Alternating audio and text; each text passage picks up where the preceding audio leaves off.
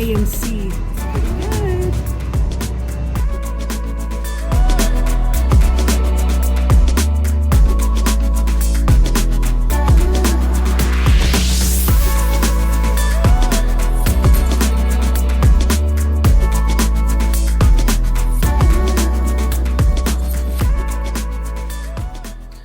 All right, so we just came out of the 2024 The Crow with Bill Skarsgård, and what can we say about this film?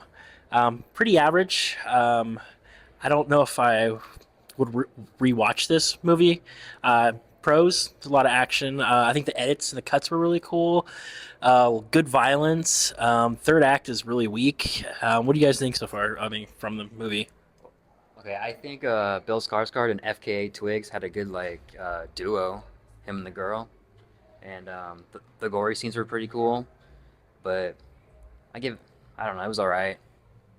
Thoughts? Great fight scenes. Looks like, real punches and a lot of gore, but could put more effort into the backstory and ending, I'd feel. But yeah, 4 out of 10. Or I guess 2 out of 5. I would say I do respect this film for a little bit with the romance compared to the original movie. I feel like this isn't a remake. This is something new and something different from, I guess, the franchise.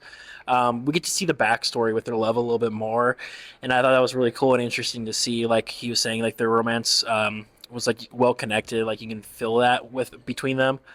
But yeah, overall, I don't think this was a great film. I think the original one was better. The original one had more of a comic booky vibe, and it felt like I was in Gotham with the Brandon Lee one. So, but at the same time, I think it's different. They tried something, didn't land for me at least. I don't know if it landed for you guys, but yeah, I think for me, I would probably have to rate this. Unfortunately, maybe just. I don't think it was too bad, but like a 3 out of 5. I think it's just average. It's okay. If I were gonna rewatch this, I would just go back and just watch the highlight clips of this, just the action, the violence. But the pacing is just too slow for me. Love story was all right, but the villain was just weak, in my opinion. Vincent, did you say your rating already? No, I'd say 2 out of 5. Stick to the original. Yeah, stick out the original, and maybe watch the old ones also with like Kristen Dunst in it. Who knows? I don't know. Go back and watch the old ones. So, all right, guys, that's a review. I know Ben and Max are probably going to review theirs as well, so we'll just go to their review right after this. What's going on, NOX fans? I just got done seeing 2024's The Crow. Let me see if I remember all the names. It was directed by Rupert Sanders, written by James O'Barr, who did the comic strip, screenplay by Zach Balin, and William Joseph Schneider was the other screenwriter. Yeah, the director, he also worked on Snow White and the Huntsman, and Zach Balin, the screenwriter, worked on the Gran Turismo movie and Creed 3. And the other dude, William Joseph Schneider, he just worked on this and looked like a couple other smaller projects I hadn't heard of. But yeah, just got done seeing this. Max was unable to join. He was feeling a little bit under the weather, so we wish him a speedy recovery. Let's talk about the new Crow movie. I kind of have complicated feelings about it, but just let me say, better than I expected. I enjoyed a lot of this movie. It definitely held my attention pretty much all the way through. Had really intense action, a lot of gore, a lot of violence. That was pleasantly surprising. Pretty unique soundtrack. I caught some Gary Newman in there, which was pretty cool. Industrial rock and synthesizer driven stuff, which was pretty neat. It was an experience for sure. Let's talk about the positives. So the positives, the action, the blood, the violence, really well choreographed, really well done. Cinematography was pretty good. I would say pretty good. Not as unique, not as beautiful as the original Crow. That was like a whole nother thing entirely.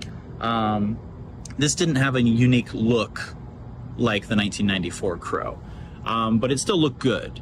I'll say the script was decent. This had a pretty good script. There were parts of it where it was clumsy, definitely, especially that third act. That third act for me was a bit clumsy, but overall pretty good, pretty solid story. And one thing I will say that I'll compliment this movie on is it is vastly different from the first Crow. It's its own thing entirely. It feels like its own movie. It didn't even really need to be called The Crow. They could have made a few minor tweaks and this could have just been its own thing entirely.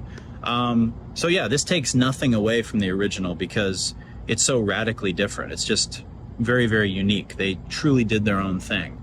So props to them for that. Now on to some of the negatives. What was going on with Bill Skarsgård's outfit, man? Who dressed this guy? It looks like he raided Machine Gun Kelly's closet. Sometimes he looked cool, you know, for sure. The dude definitely got jacked for this. I mean, he was shredded for sure. But yeah, I mean, compared to Brandon Lee's Crow, you know, with the makeup and the leather outfit and everything, he just looked a bit more silly in this one. Yeah, the look wasn't quite there. That look they were going for didn't quite hit it. So this is tricky because I see what they were going for, but the first 35 minutes, very romantic. It was like a romantic movie, right?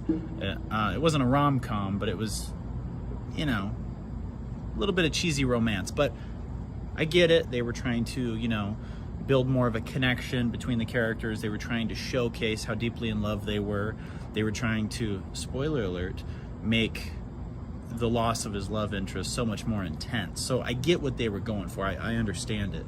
But I like the pacing of the 94 version better, where it's like that story is told through flashbacks. Pacing could have been a little bit better. I wasn't crazy about it being super romantic for the first 35 minutes. You know, compliment wise, the middle of this movie, think of it like a sandwich, right? The bread on either end, not the best, didn't taste that great. But the meat of the movie, the core of it, that second act, that whole middle part, really good. I liked it a lot. There were some really badass parts in the center there where I was like, this is pretty damn good. Like, they're doing something right. It was like, I would say parts of it were sprinkled with brilliance. There was like a hard, solid 4-star movie in there, sprinkled throughout the center of that film, definitely. The last 25 minutes got a bit clumsy, definitely. They fell into the trap of rich, old, white people who go to the opera and speak in tongues are the greatest evil. The villains, in my opinion, the old white opera-going people just didn't seem that threatening to me. You know, he picked them off pretty easily. And they just, I don't know, like I said, he killed a lot of geriatrics and they just didn't seem that threatening. So I think that was weak. Like, the bad guys didn't seem that intimidating at the end. So that was something they could have worked on, definitely. So all that being said, the pros, the cons, the in-betweens, this was still a good movie. It's getting a lot of hate. I think maybe a little more hate than it deserves. But yeah, there's something there that's watchable for sure. At the theater I was in, everyone clapped at the end. So people seem to enjoy it. A good hour in there where I was loving it. I was like really enjoying it. Badass action. It was intense, had a cool soundtrack, it had a cool atmosphere. There were parts of it that were really good. I did enjoy the jumping between worlds, like him kind of hanging out in purgatory and being coached on what to do. Like, that was pretty cool. I liked that element of it. If you stack it up against the original Crow too much, you're probably gonna hate this movie. But if you go in with an open mind, or if you've never seen the original Crow and just accept this for what it is and treat it like a completely different movie, you'll probably have a pretty good time. So for me, my star rating, like I said, it kind of lost me a little bit at the end there. So I'm gonna drop it down to a 3.4 out of 5. Still a good movie, still passable, it's still watchable for sure, but needed a little improvement for sure. But worth a watch, worth a watch. Bill Skarsgård, keep an eye on him. You're gonna see more action movies, I'm pretty sure, coming from him. So anyway, guys, thanks for watching. Be kind, rewind, and subscribe. All right, so I just had some quick afterthoughts of after watching this. I just realized, like, they didn't really showcase, like, Eric being more of a musician in this one. Like, in the original Brandon Lee one, he was a musician. I believe he was a singer, guitar player. And then with this film, he wrote music, or he was like a poet, an artist, like drawing, like painting or something, I would say.